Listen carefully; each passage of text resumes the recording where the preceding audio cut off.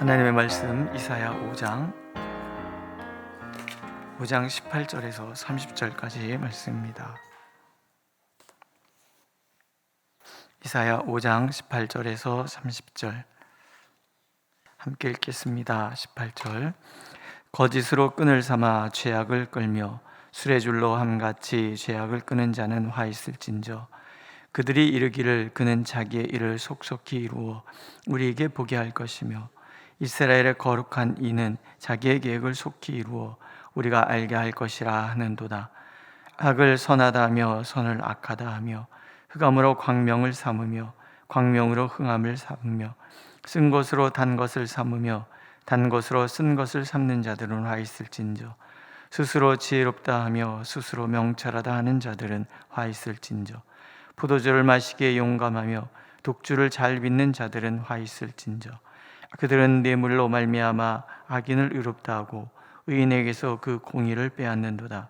이로 말미암아 불꽃이 구루터기를 삼킴같이 마른 풀이 불 속에 떨어짐같이 그들의 뿌리가 썩겠고 꽃이 티끌처럼 날리리니 그들이 만군의 여호와의 율법을 버려 이스라엘의 거룩하신 이 말씀을 멸시하였습니다. 그러므로 여호와께서 자기 백성에게 노를 바라시고 그들 위에 손을 들어 그들을 치신지라.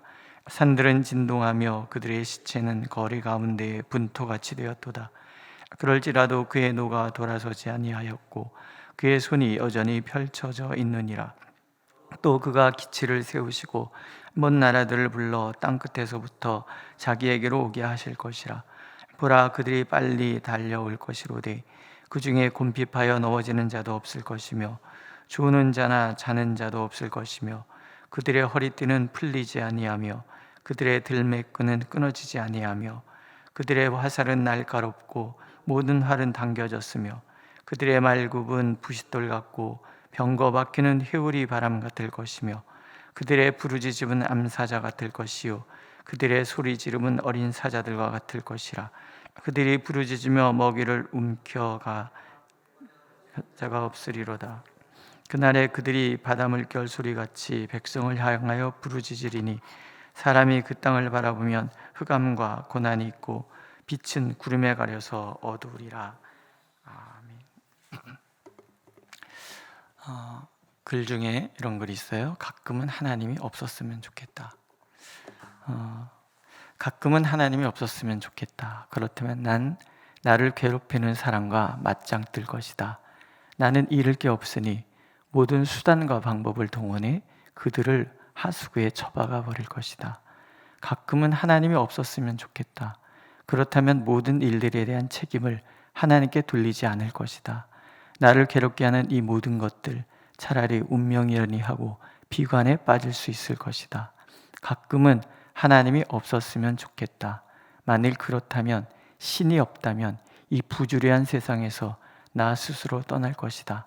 하나님이 없다면 영원한 형벌도 없을 테니. 이런 글이에요. 하나님이 없으면 좋겠다라는 생각이 한 번씩 들 때가 혹 있지 않으십니까?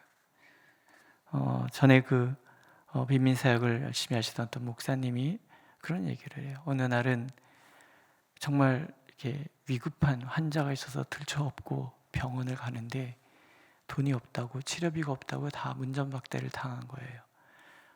업고 가다가 그분이 자기 등에서 돌아가신 거예요. 그때 이런 생각이 들어요. 확 전쟁이나 나버려라. 그런 생각이 들더라는 거예요.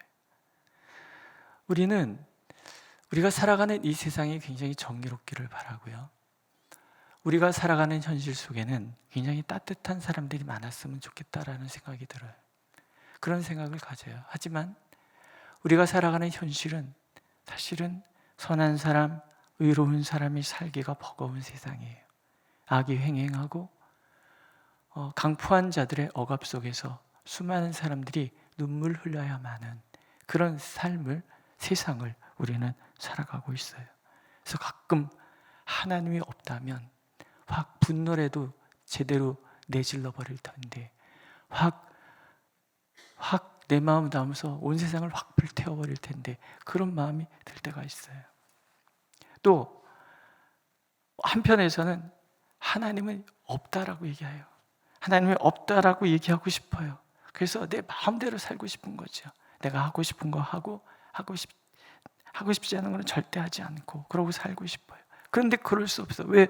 우리는 하나님이 살아계시다는 걸 알고 있기 때문에, 하나님이 나와 함께 한다는 것을 알고 있기 때문에, 공의의 하나님이 반드시 하나님의 공의와 정의를 세워가실다는 것을 알고 있기 때문에, 기대가 아니라 알고 있기 때문에 믿고 있기 때문에, 믿고 싶기 때문이 아니라 하나님이 그리하실 것이라는 것을 알고 있기 때문에, 그래서 우리는 내 모든 삶을 조심할 수밖에 없어요. 어떤 무신론자가 그런 얘기를 해요.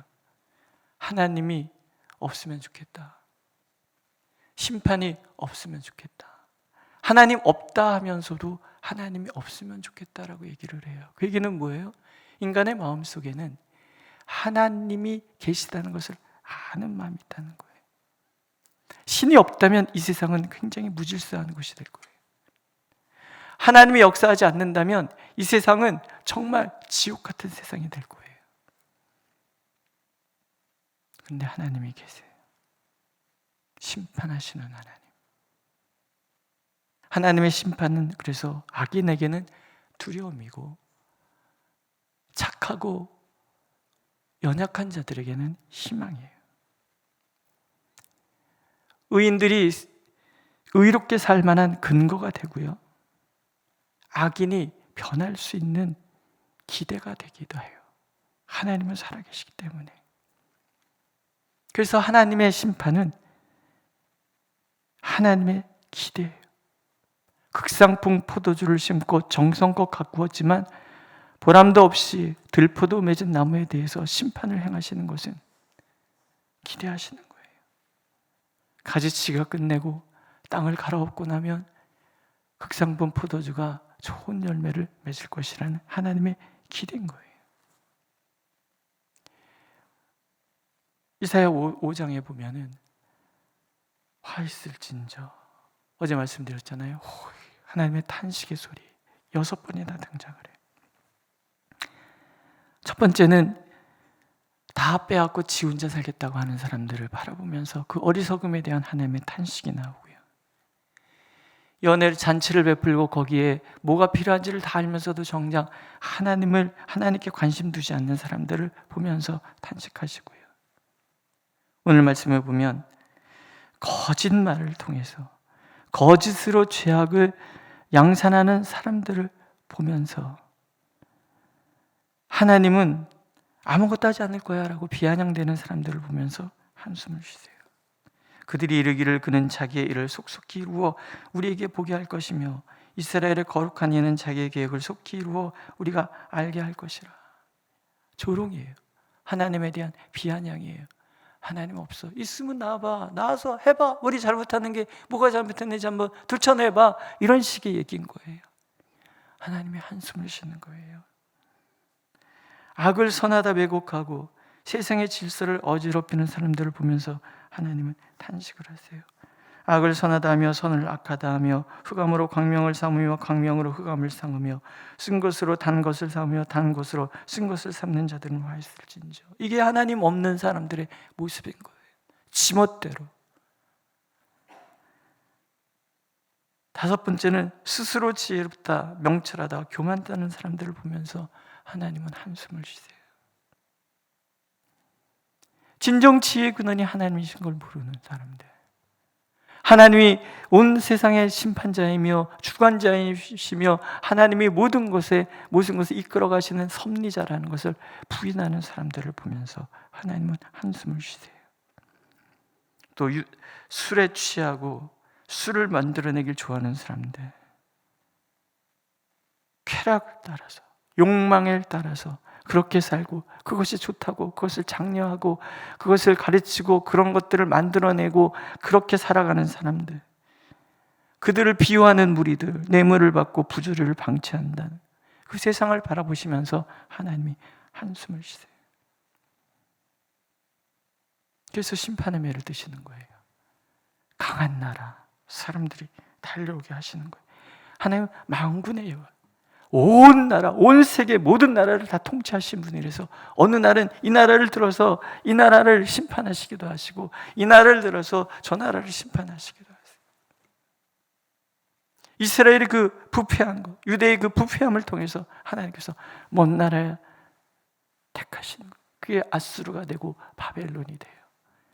오늘 보면 그들이 얼마나 강한지가 나오잖아요.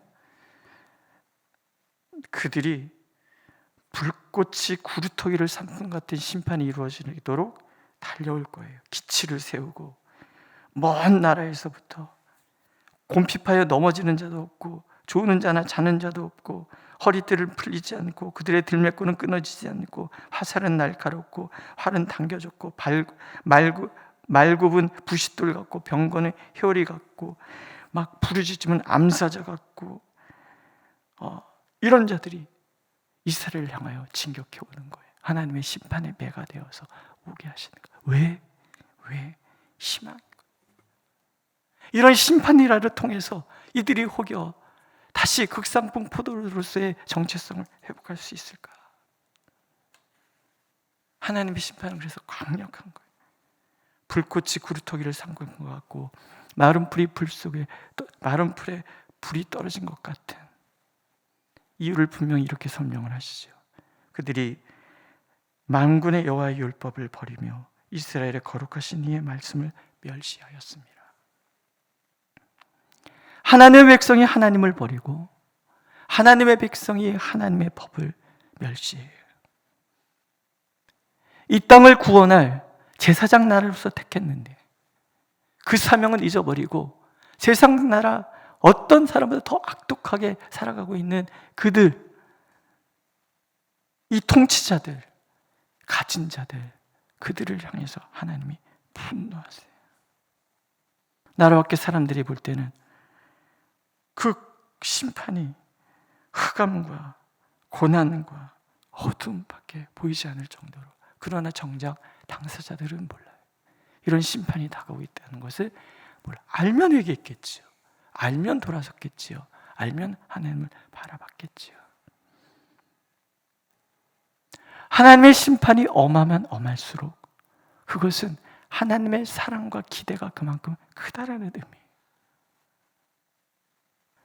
우리가 영성이 깊어지고 하나님을 더욱 알아가고 사랑하게 되면 하나님이 우리를 대하시는 방식 또한 강해져요. 윤동주 시인이 하늘을 우러러 한 점 부끄러움이 없기를 잎새 이는 바람에도 나는 두려워했다. 영적 민감성이에요. 전에는 뭔 짓을 해도 잘 몰라요. 하나님 대충 내버려 두세요. 내 새끼 아니니까. 그러나 내가 하나님의 자녀가 되고 하나님께 더욱 가까이 가면 가까이일수록 하나님의 간섭은 점점점 심해져요. 지배해져요. 사랑하기 때문에.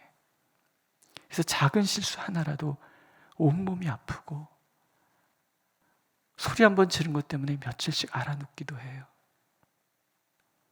싫어하시는 거예요, 하나님께서. 내가 전에 일삼던 거짓말인데 어느 날인가부터 누구에게 해를 끼치기 위한 거짓말도 아니에요. 나의 그 어떤 과장된 행동과 말조차도 간섭하시는 하나님을 느끼기 시작. 그거는 사랑하신다는 거예요. 내가 거룩하기를 원하시고 순결하기를 원하시고 나를 통해서 하나님을 드러내시기를 원하시는 사람을 하나님은 집요하게 꼼꼼하게 간섭을 하시는 거예요. 그게 은혜고 사랑입니다. 그걸 모르고 살아가는 사람은 아직도 영적으로 둔감한 것이고, 내 말과 행동에 대해서 민감하지 않다는 것은 내가 하나님께 가까이 가 있지 않았다, 그런 얘기예요. 오늘도 하나님께서는 우리를 대하시는 방식은 변함이 없습니다. 이스라엘에게 이리 심하게 하나님께서 간섭하시는 이유는, 심판하시는 이유는 사랑하시기 때문에, 기대하시기 때문에. 그래서 예레미야 애가에서 이런 말을 합니다. 이것이 아침마다 새롭습니다. 하나님의 본심은 심판이 아닌 거예요. 하나님의 본심은 희망인 거예요. 하나님의 본심은 기대인 거예요. 하나님의 본심은 사랑인 거예요. 하나님의 본심은 나를 통해서 이 땅에 하나님의 영광을 드러내고 나를 통해서 하나님께서 주시고자 하는 이 복이 온 세상에 흘러가기를 원하시는 강한 기대가 있는 거예요. 그래서 우리를 사랑하세요. 그래서 우리에게 기대하세요. 그래서 때로는 심하게 간섭도 하신다. 하나님의 법칙은 굉장히 단순합니다. 하나님을 버리면 하나님도 버리시는 거예요. 하나님을 잊으면 하나님도 잊으시는 거예요. 그런데 영원히 버리지도 못하시고 영원히 잊지도 못하세요. 그게 바보 같으신 하나님의 사랑의 법칙이에요. 하다 안 되니까 독생자까지도 아낌없이 내어주시는 거예요. 독생자에게 우리의 모든 죄를 다 쏟아붓고 진노를 다 쏟아붓고 우리를 사랑하시기 위해서, 구원하시기 위해서, 우리를 세워가시기 위하여, 우리가 복된 자가 되게 하기 위하여 하나님은 그런 행동도 마다하지 않으시는 거예요. 이사야서에 나타나는 이런 하나님의 무서운 심판의 이야기는 다른 얘기 아니죠. 너 혼난다. 너 혼난다. 매를 들으시고 때리시고서는 그러니까 이놈들아 말 잘 들어 하고 집어던지는 거 아니에요. 그리고 나서 또 달려오셔서 그러니까 아빠 말 잘 들어. 그러니까 엄마 말 잘 들어. 뭐 해줄까? 뭐 먹고 싶어? 뭐 갖고 싶어? 용돈 줄까? 이게 부모님들 모습 아니에요? 하나님 그러신 거예요. 야단의 목적이 아닌 거예요. 회복이 목적이시고 올바로 살아가는 것이 목적이시고 극상품 포도가 우리니까 극상품 포도를 맺어가서 수많은 사람들을 살리고 일으키게 하시는데 목적이 있으신 거예요. 어쩌면 한국교회에 대한 하나님의 매가 심해요. 온갖 세상에서 조롱받고 사람들에게 손가락질 당하고 젊은이들이 교회 다니는 거 여태 교회 다녀? 라고 얘기할 정도로 교회 다니는 것이 부끄러울 정도로 한국교회 안에 어쩌면 우리 안에도 그런 죄가 만연히 있을지 몰라요. 근데 저는 희망을 봐요. 하나님께서 온 매스컴을 통해서 다 들춰내시는 이유는 기대하고 있다는 얘기잖아요. 아직도 우리 교회가 한국교회가 희망이 있다는 거잖아요. 그래도 세상을 밝힐 수 있는 것은 하나님을 제대로 믿지는 않더라도 그래도 하나님의 자녀라는 하나님의 기대가 우리에게 있다는 것을 말하기 때문에 오늘도 하나님께서는 잊지 않기를 원하세요. 하나님께서 나를 사랑하신다는 것, 때로 그래서 진노의 매도 드실 수 있다는 것, 하나님의 매를 드실 때는 그것이 굉장히 아플 것이라는 것, 하나님 우리가 잊지 않기를 원하세요. 하나님은 살아계세요. 하나님은 오늘도 우리를 꼼꼼히 살피고 계시는 거예요.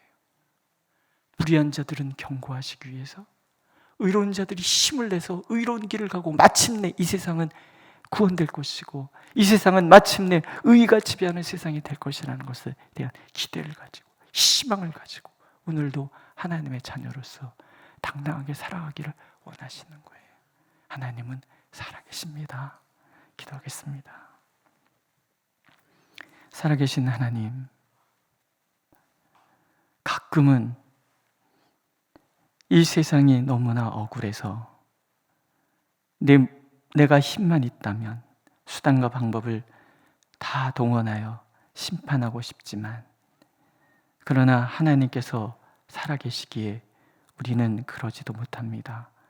다만 주님께 구하오니 이 땅에 하나님의 공의와 정의가 실현되게 하여 주옵소서. 때로 우리 자신이 돌아보는 것은 내 안에도 우리 안에도 하나님께서 싫어하시는 악이 꿈틀대고 있다는 것을 보기 때문입니다. 주님, 그래서 주님께 구하오니 불쌍히 여겨 주옵소서. 주님 앞에 온전함으로 설 수 있도록 예수 그리스도시여 주님의 보혈의 피를 우리에게 뿌려주셔서 우리가 다시금 주님 앞에 견고히 서고 하나님의 의로운 자로서의 삶을 살아갈 수 있도록 우리를 인도하여 주옵소서. 심판 중에도 긍휼을 잃지 않으시는 하나님을 바라보니 주여 우리를 불쌍히 여겨주셔서 오늘도 하나님 들포도 하나하나 다 내려놓고 오직 하나님께서 맺기를 원하시는 좋은 포도를 맺어가는 삶이 되도록 인도하여 주옵소서. 예수님의 이름으로 기도드렸습니다. 아멘. 하늘에 계신 우리 아버지, 아버지의 이름을 거룩하게 하시며 아버지의 나라가 오게 하시며 아버지의 뜻이 하늘에서와 같이 땅에서도 이루어지게 하소서. 오늘 우리에게 일용할 양식을 주시고 우리가 우리에게 잘못한 사람을 용서해 준 것 같이 우리의 죄를 용서하여 주시고 우리를 시험에 빠지지 않게 하시고 악에서 구하소서. 나라와 권능과 영광이 영원히 아버지의 것입니다.